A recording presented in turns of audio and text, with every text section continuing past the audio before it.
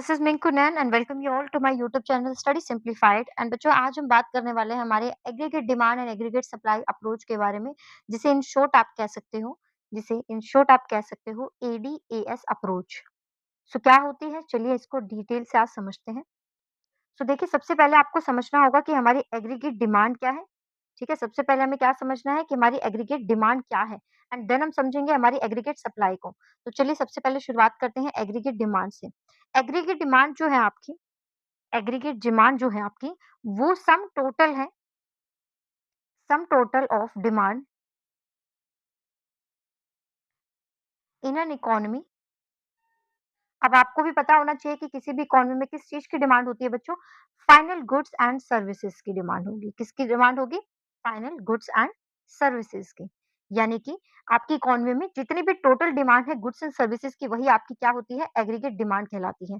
Fine. अब आपको ये समझना है कि एग्रीगेट डिमांड जब आप कह रहे हो कि सम टोटल है, तो ये किसकी चीज़ का आप टोटल यहाँ पे कर रहे हो, किसका आप सम कर रहे हो? तो आपको समझना होगा कि हमारी जो डिमांड है, वो यहाँ पे अलग-अलग सेक्टर से आ सकती है, जिनको हम कहते हैं कॉम्पोनेंट।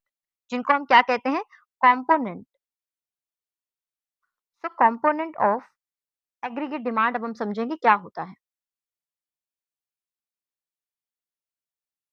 तो देखिए, हमारी जो डिमांड है बच्चों, वो आपकी आ सकती है अलग-अलग तरीके से।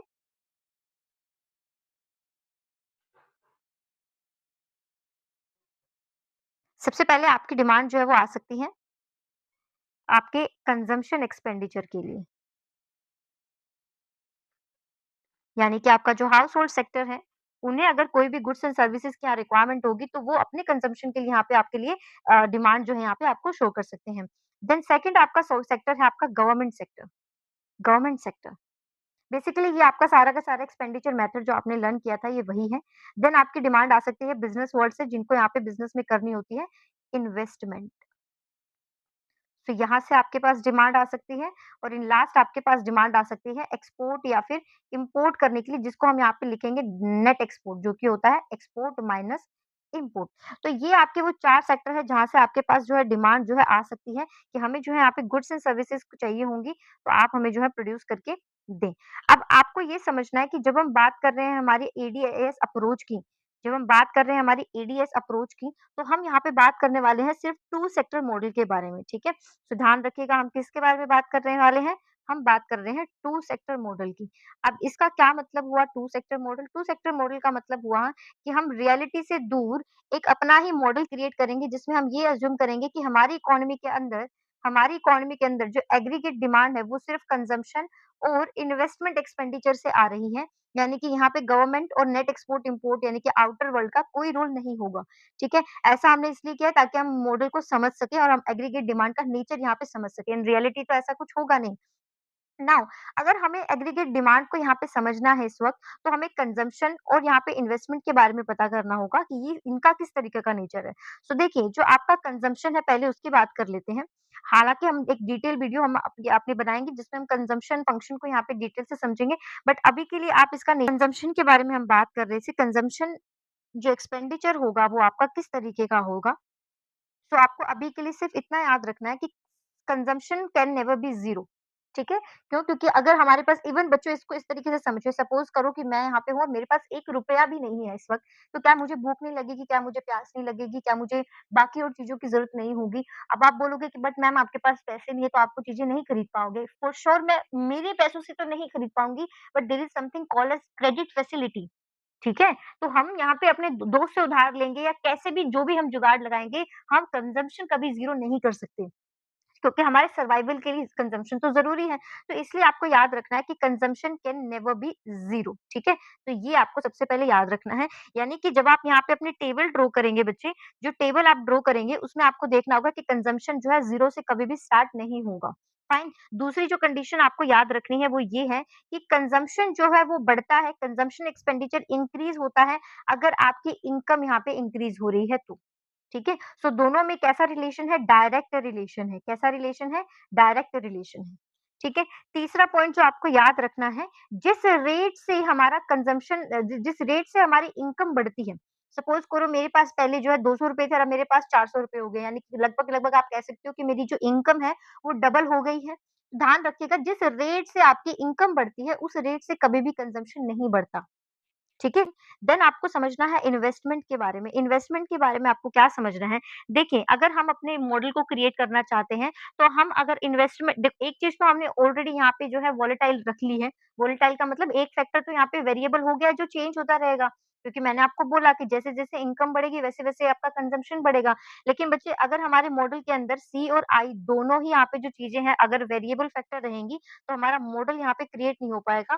सो what we will do, we will assume हम यहाँ पे अज़्यूम करेंगे कि जो हमारा इन्वेस्टमेंट है, ये जो हमारा इन्वेस्टमेंट है वो किस टाइप का इन्वेस्टमेंट रहेगा, वो ऑटोनोमस आपका इन्वेस्टमेंट रहेगा। ऑटोनोमस का मतलब क्या होता है? ऐसा इन्वेस्टमेंट जो कि गवर्नमेंट करती है जनरली सोशल वेलफेयर के लिए और प्रॉफिट का इससे कोई रिश्ता नहीं होता क्योंकि देखो प्रॉफिट अगर आएगा तो जहाँ-जहाँ मुझे प्रॉफिट लगेगा वहाँ-वहाँ मैं अपना इन्वेस्टमेंट एक्सपेंडिचर बढ़ाती रहूँगी, ठीक है? लेकिन जो सोसाइटी के लिए इन्वेस्टमेंट गवर्नमेंट करती है वो फिक्स होता है यानी कि आपको पता होगा हर साल बजट आता है। हर साल बजट आता है वो उसमें आपने देखा होगा बहुत-बहुत सारी कैटेगरी होती है कि कितना यहाँ पे जो है रैशनलाइज़ किया गया है पैसा बैंकिंग सेक्टर के लिए, कितना वुमेन सेफ्टी के लिए, कितना यहाँ पे चाइल्ड के लिए, कितना एजुकेशन सेक्टर के लिए, हेल्थ केयर सेक्टर के लिए और डिफरेंट-डिफरेंट सेक्टर के लिए पैसा गवर्नमेंट एलोकेट करती है। अब उसमें वो ये कभी नहीं सोचते हैं कि यहाँ पे जो प्रॉफिट आ रहा है कि नहीं आ रहा। आता है वेल एंड गुड, नहीं भी आता देन दे में इग्नोर क्योंकि उनको इन्वेस्टमेंट तो करनी ही है। तो हम इस मॉडल के अंदर उसी इन्वेस्टमेंट को यहाँ पे अज़्यूम कर रहे हैं कि जो हमारी इन्वेस्टमेंट रहेगी बच्चों वो किस तरीके की इन्वेस्टमेंट रहेगी? ऑटोनोमस रहेगी। ऑटोनोमस का मतलब होता है एक फिक्स अमाउंट जो है हमारी इकोनॉमी में जाना ही चाहिए और इस वाले क्वेश्चन के लिए हम अज़्यूम करेंगे कि हमारी ये जो फिक्स ऑटोनोमस इन्वेस्टमेंट है, वो यहाँ पे 20 करोड़ रुपीज़ की रहने वाली है। अंडरस्टूड? तो ये अभी के लिए आपने 2 सेक्टर मॉडल में ये असम्पशन जो है आपने सबसे पहले याद रख लेनी है। ये हमारी असम्पशन्स हो गई हैं, अगर हमें टेबल बनानी है तो। फाइन? अब आते हैं नेक्स्ट टॉपिक पे। नेक्स्ट पे अब मैं आपको जो है यहाँ पे टेबल से स्टार्ट कर सकती हूँ कि टेबल आपकी कैसे बनेगी। सो देखिए टेबल में आपको जो है 3 चीज़ें यहाँ पे मिल रही हैं। इनकम जो है वो 0 हो, तो कंज़म्पशन कितना होगा? क्या आपका कंज़म्पशन 0 हो सकता है? नहीं हो सकता क्योंकि हमने इसको अज़्यूम किया हुआ था कि कुछ ना कुछ तो आपका रहेगा। तो हम 40 रुपीज़ यहाँ पे 40 करोड़ रुपीज़ अज़्यूम कर लेते हैं। ठीक है? देन इन्वेस्टमेंट आपने एक ही बार अज़्यूम की हुई है कि आपने 20 करोड़ करनी है नो मैटर व्हाट आपके पास पैसा है, नहीं है। सोसाइटी को रन करने के लिए आपको जो है फिक्स इन्वेस्टमेंट यहाँ पे करनी ही पड़ेगी। तो हम सारे लेवल पे जो हमारी इन्वेस्टमेंट होगी वो रखेंगे अपनी 20 करोड़ रुपए। अब हम अज़्यूम कर लेते हैं कि 100 रुपीज़ का 100 करोड़ हमारी इनकम जो है बढ़ रही है। तो 100 देन 200 देन 300 400 500 एंड 600 ये आपकी इनकम बढ़ रही है। इसी तरीके से मैंने आपको एक चीज़ और समझाई थी कि जितना इंक्रीज़ आपकी यहाँ पे वैसे आप ये वाला भी यहाँ पे रूल लग ही जाएगा अगर आप देखो तो। ये देखो हमारी इनकम कितनी बढ़ रही है बच्चों? हमारी इनकम बढ़ रही है 100 रुपीज़ से राइट? तो चेंज इन इनकम आपका 100 लेकिन उतना ही चेंज हम यहाँ पे कंज़म्पशन पे नहीं करेंगे। हम यहाँ पे सिर्फ़ एक कुछ कुछ भी लोअर अमाउंट आप यूज़ कर सकते हैं। अभी के लिए मैं अज़्यूम कर रही हूँ 80 यानी कि मेरी जो कंज़म्पशन है वो हर बार 80 रुपीज़ से बढ़ रही है। तो अगर 80 रुपीज़ से बढ़ रही है तो यहाँ पे 40 के बाद अगर 80 प्लस करोगे कितना आएगा? 120 अगेन यहाँ पे प्लस करो 200 अगेन प्लस करिए 280 देन 360 देन 440 एंड लास्ट 520 इस तरीके से आपको ये टेबल लर्न हो जाएगी, ठीक है? आपको सिर्फ 2 3 पॉइंटर्स यहाँ पे याद रखने हैं। ये आपको याद रख लेना है, 20 करोड़ आपको याद रख लेना है and then you are done. Fine income तो आपने 100 रुपीज़ से इंक्रीज़ करनी है। तो बात हो रही थी इन्वेस्टमेंट की, इन्वेस्टमेंट हमने फिक्स किया हुआ था, तो इन्वेस्टमेंट जो है वो आपका फिक्स ही रहेगा। इन्वेस्टमेंट आपका फिक्स ही रहेगा। अब सम टोटल क्या होगा इनका एग्रीगेट डिमांड, तो एग्रीगेट डिमांड देख लीजिए कितना चलेगा 60 140 220 300 कितना हो गया ये 380 460 एंड द लास्ट इज़ 540 तो अभी आप लोगों को क्या करना है, अभी आपको रिलेशनशिप ढूँढना है किसमें? आपकी इनकम और आपकी एग्रीगेट डिमांड में। पहले तो आप क्या समझो, पहले आप ये चीज़ समझो कि क्या एग्रीगेट डिमांड और एग्रीगेट जो हमारी टोटल इनकम है, क्या वो दोनों इक्वल हैं? मैम बिल्कुल भी इक्वल नहीं है। ठीक है, इक्वल क्यों नहीं है? क्योंकि जब आपकी इनकम 0 हो रही है तब भी आपका कंज़म्पशन एक्सपेंडिचर यहाँ पे कुछ ना कुछ है। 40 रुपीज़ तो तब भी है, राइट? तो आपको क्या करना है जब आप यहाँ पे ग्राफ ड्रॉ करोगे तो किस तरीके से ग्राफ ड्रॉ करना है आपने? ग्राफ देखते हैं हम कैसे ड्रॉ करेंगे। यहाँ मैं ग्राफ ड्रॉ कर लेती हूँ आप लोगों के लिए। वेट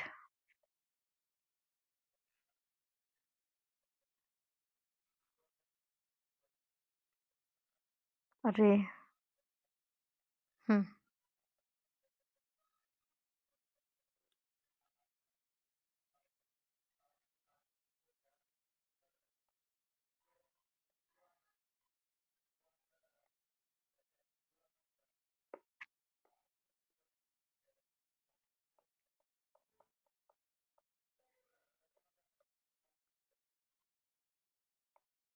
ये सेलेक्ट नहीं हो रहा है। एनीवेज़ चलिए, तो देखिए हमें क्या करना है, हमें एक यहाँ पे अपनी एक्स ये आपका है एक्स एक्सिस, ये आपका हो गया वाई एक्सिस। हमारे एक्स एक्सिस पे हम शो करने वाली है हमारी इनकम लेवल, ठीक है? आप इसको इनकम लेवल कह सकते हो, आप इसको आउटपुट लेवल भी कह सकते हो, दोनों एक ही बात होगी, फाइन।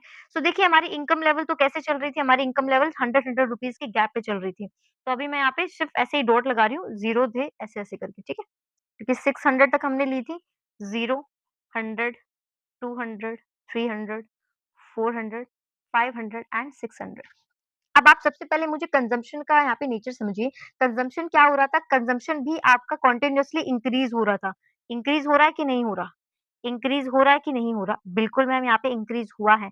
लेकिन यहाँ पे शुरुआत उसकी जो है वो 0 से हुई थी क्या? नहीं मैम 0 से तो नहीं हुई। कहाँ से हुई थी? मैम 40 से यहाँ पे शुरुआत हुई थी। क्या वो 40 जो है इन्वेस्टमेंट से ज़्यादा था? येस मैम 20 रुपीज़ की इन्वेस्टमेंट थी। तो सबसे पहले आप क्या करेंगे? यहाँ पे पहले इन्वेस्टमेंट को फिक्स कर दीजिए।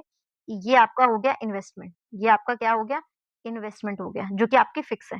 अब हम क्या बनाएँगे? अब हम बनाएँगे कंज़म्पशन एक्सपेंडिचर। तो कंज़म्पशन एक्सपेंडिचर आपका जो है 40 से स्टार्ट हुआ था, यानी कि समव्हेयर आपको आय के ऊपर से स्टार्ट करना है और आपको इसको इंक्रीज़ करते हुए जाना है, ठीक है?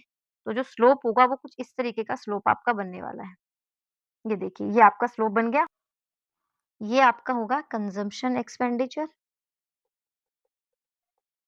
ठीक है? और ये आय जो स्लोप है ये हमारा ऑटोनॉमस इन्वेस्टमेंट हो गई। फाइन। अब अगर हमें निकालनी है एग्रीगेट डिमांड तो वो इन दोनों के टोटल पे आएगी, ठीक है? कैसे आएगी? ये अगर यहाँ से लेके यहाँ तक 20 है और ये यहाँ से लेकर यहाँ तक अगर 40 है, तो इन दोनों का टोटल क्या होगा? 60। तो मुझे यहाँ पे जो है इससे अगर मैं 40 से 20 और जितना मेरा यहाँ पे 20 था, जितना शेयर मेरा इतना यहाँ पे था, उतना ही अगर मैं यहाँ पे कंज़म्पशन के ऊपर 20 और ले लूँ, तो यहाँ से मेरी एग्रीगेट डिमांड शुरू हो जानी चाहिए कि नहीं हो जानी चाहिए? तो आप इस तरीके से देख सकते हो कि हमारी जो एग्रीगेट डिमांड है वो किस तरीके से बनेगी, वो यहाँ से कुछ बनेगी और वो स्ट्रेट चलेगी, वो बिल्कुल स्ट्रेट ही चलेगी, फाइन। तो ये इस तरीके से आपका एग्रीगेट डिमांड जो है यहाँ पे बन के तैयार हो गया है। ये आपके आगे एग्रीगेट डिमांड आप ब्रैकेट में लिख सकते हो सी प्लस आई, फाइन। तो कुछ इस तरीके से आपको जो है, कुछ इस तरीके से आपको यहाँ पे अपना ये ड्रॉ करना है डायग्राम। आपको नेचर अगर समझ में आ गया तो आपको डायग्राम बनाने में इश्यू ज़्यादा नहीं आने वाला। ये आपका डायग्राम बन के यहाँ पे तैयार है। अब हम आते हैं अपने सेकंड पार्ट की तरफ जो कि है आपका एग्रीगेट सप्लाई। सो अब एग्रीगेट सप्लाई को पढ़ते हैं। एग्रीगेट सप्लाई के लिए आपको याद रखना है कि एग्रीगेट सप्लाई होती क्या है? तो सबसे पहले देखिए यहीं पे यहाँ पे साइड बाय साइड ही कर लेते हैं। हम पढ़ रहे हैं एग्रीगेट सप्लाई। क्या होता है एग्रीगेट सप्लाई? एग्रीगेट सप्लाई आपका सम टोटल होता है, sum total of again the same final goods and services in an economy which producers are willing to provide. Producers are willing to provide. Fine. और ये जो aggregate supply बच्चों होती है ये आपके बराबर होती है इनकम के। अब ये इनकम के बराबर क्यों होती है? क्योंकि देखिए आपको भी पता है कि अगर किसी प्रोड्यूसर की जेब में पैसा होगा तो ही वो यहाँ पे प्रोडक्शन के बारे में सोचेंगे कि नहीं सोचेंगे?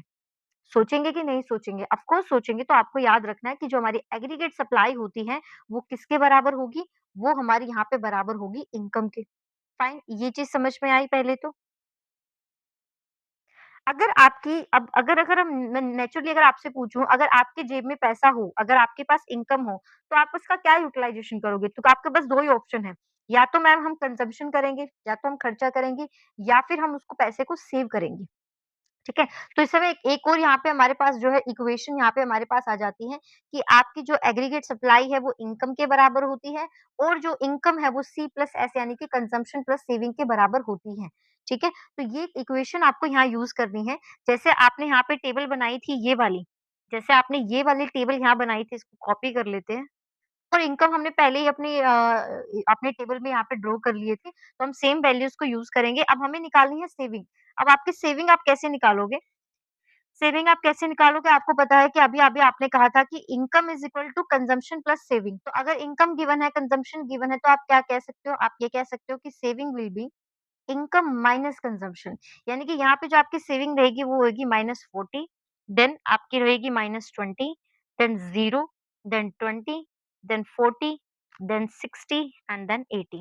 और हमारी एग्रीगेट सप्लाई क्या होती है बच्चों? C plus S. C plus S किसके बराबर आएगा? इनकम के बराबर आएगा। यानी कि आपकी जो भी इनकम यहाँ पे रहेगी सेम आपकी यहाँ पे एग्रीगेट सप्लाई रहेगी। सो सेम ही वैल्यूज आपके पास यहाँ आ जाएंगी। फाइन। तो अब बताइए, अगर आपकी aggregate supply is equivalent to aggregate total income, तो जो आपका ग्राफ है वो ग्राफ कैसे बनेगा? ग्राफ देखिए कैसे बनेगा आपका।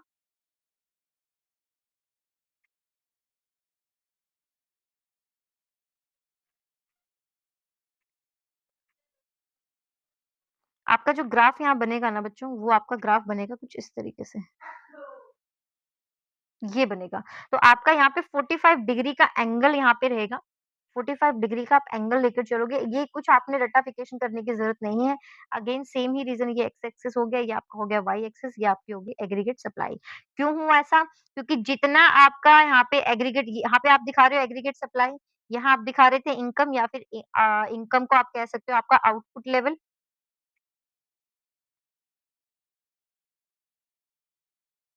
अब जितनी आपकी एग्रीगेट सप्लाई है, उतनी ही आपकी इनकम चल रही थी। तो यानी कि हर लेवल पे ये दोनों सेम है। तो अगर ये सेम है, तो आपका जो यहाँ पे ग्राफ बन के तैयार होगा, वो पूरा का पूरा 45 डिग्री पे ही आता है। ठीक है? जैसे आप लोग ग्राफ पेपर मैथ्स में पहले बनाते थे ना, अगर उसको आप उस तरीके से ड्रॉ करोगे, तो ये सेम ही रिजल्ट मिलने वाला है। तो इसलिए इसको ज़्यादा कन्फ्यूज़ होने की ज़रूरत नहीं है कि ये कैसे आया, कैसे नहीं आया। बस इतना आपने ध्यान रखना है कि 45 डिग्री पे आपका यहाँ पे आता है। अब हम बात करते हैं हमारी जो अप्रोच है। हमारी अप्रोच ये कहती है, केन्ज़ियन का कहना था कि अगर आपको इकोनॉमी में बैलेंस मेंटेन करना है, अगर आपको बैलेंस मेंटेन करना है, तो आपकी जो एग्रीगेट डिमांड है, वो एग्रीगेट सप्लाई के इक्विवेलेंट होनी चाहिए। ठीक है? ये अप्रोच हमारी कहती है कि अगर हमें इकोनॉमी में बैलेंस मेंटेन करना है, तो हमारी जो एग्रीगेट डिमांड है, वो हमारी एग्रीगेट सप्लाई के बराबर आनी चाहिए। तो ऐसे में अगर हमें एग्रीगेट डिमांड और सप्लाई को बराबर रखना है, तो हमें इन दोनों को यहाँ पे ड्रॉ करना होगा एक मैप में। तो ये आपकी एग्रीगेट डिमांड की आपकी जो आपका ग्राफ बना था, और ये यहाँ पे हमने दिखाई थी अपनी एग्रीगेट सप्लाई। तो अब हम क्या करेंगे, हम एक कंबाइंड यहाँ पे ग्राफ बनाएँगे, जिसमें हमारी एग्रीगेट डिमांड भी रहेगी, एग्रीगेट सप्लाई भी रहेगी। बाय द वे हम यहाँ पे एग्रीगेट सप्लाई को इनकम कह ही सकते हैं, क्योंकि दोनों इक्वल ही होते हैं। तो देखिए, अब हम अपना एक ग्राफ ड्रॉ करेंगे, जिसमें हम अपना जो है पूरा का पूरा दोनों चीज़ों को यहाँ पे ड्रॉ करेंगे।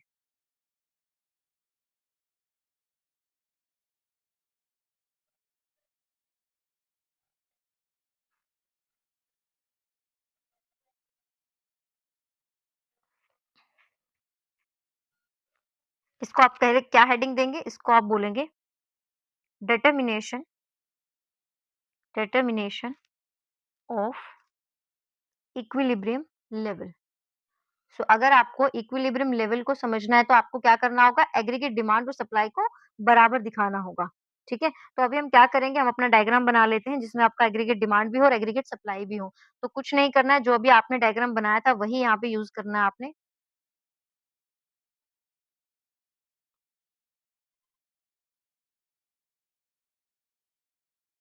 इस तरीके से आपने अपना एग्रीगेट डिमांड एग्रीगेट सप्लाई यहाँ पे ड्रॉ किया था। यही हमारी एग्रीगेट सप्लाई थी यहाँ पे। इसको हम नाम दे देते हैं एग्रीगेट सप्लाई, यानी कि इनकम। ठीक है? और जो हमारी एग्रीगेट डिमांड थी, आपको याद हो तो, वो 0 से स्टार्ट नहीं हो रही थी।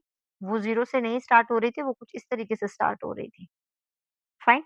ये आपकी क्या हो गई है, ये आपकी बन गई है एग्रीगेट डिमांड। फाइन। अब देखिए, जहाँ पर भी ये दोनों इंटरसेक्ट करती हैं, जहाँ पर भी ये इंटरसेक्ट करती हैं, वही लेवल आपका क्या कहा जाएगा? उसी लेवल को आप बोलोगे आपका इक्विलिब्रियम लेवल। उसको क्या कहा जाएगा? इक्विलिब्रियम लेवल कहा जाएगा। ये आपका हो गया aggregate supply and aggregate demand का इंटरसेक्शन, और ये आपका होगा इक्विलिब्रियम लेवल। ठीक है? अब आपने यहाँ पे कुछ चीजें गड़बड़ की हैं, इनको हम क्या गड़बड़ की हैं, आपने यहाँ पे नहीं दिखाया कि आप क्या ड्रॉ कर रहे हो। तो बच्चे, आपने यहाँ पे ड्रॉ किया है एग्रीगेट डिमांड। यहाँ पे आपने, ये वाई एक्सिस रहेगा, ये आपका रहेगा एक्स एक्सिस। एक्स एक्सिस पे क्या देखते हैं हम लिख सकते हैं इनकम, हम लिख सकते हैं आउटपुट, और हम यहाँ लिख सकते हैं एम्प्लॉयमेंट लेवल एज वेल। ठीक है? अब जब हमने ये हमारे यहाँ पे इक्विलिब्रियम लेवल और डिटरमिनेशन इक्विलिब्रियम लेवल तक हमारा जो टॉपिक है, वो हमने कवर कर लिया है। बट इसके बावजूद अब हमें 2 सिनेरियोज़ के बारे में बात करनी है। वो सिनेरियो क्या रहेंगे? बच्चे देखिए, 2 तरह की सिचुएशन आपके पास आ सकती हैं। क्या सिचुएशन आ सकती हैं? एक तो हमने पढ़ ली जो इक्विवेलेंट है, ठीक है? जब चीज़ें इक्वल है, तब तो कोई दिक्कत ही नहीं आएगी। बट इकोनॉमी में रेयरली ऐसी कोई चीज़ होने वाली है। तो अगर ये सिचुएशन आए कि आपकी जो एग्रीगेट डिमांड है, वो ज़्यादा है, इन एक्सेस है, एग्रीगेट सप्लाई से, ये आपकी सिचुएशन 1 होगी और इसके अपोज़िट में अगर आपकी जो एग्रीगेट डिमांड है वो लेस देन है आपके एग्रीगेट सप्लाई से, तो क्या सिनेरियो यहाँ पे क्रिएट होंगे? तो देखिए, अगर आपकी एग्रीगेट डिमांड ज़्यादा है, एग्रीगेट डिमांड का मतलब है यहाँ पर जो है सप्लायर जो है वो कम गुड्स एंड सर्विसेज़ प्रोड्यूस कर पा रहे हैं as compared to the market demand. तो वो लोग क्या करेंगे, वो यहाँ पे जो है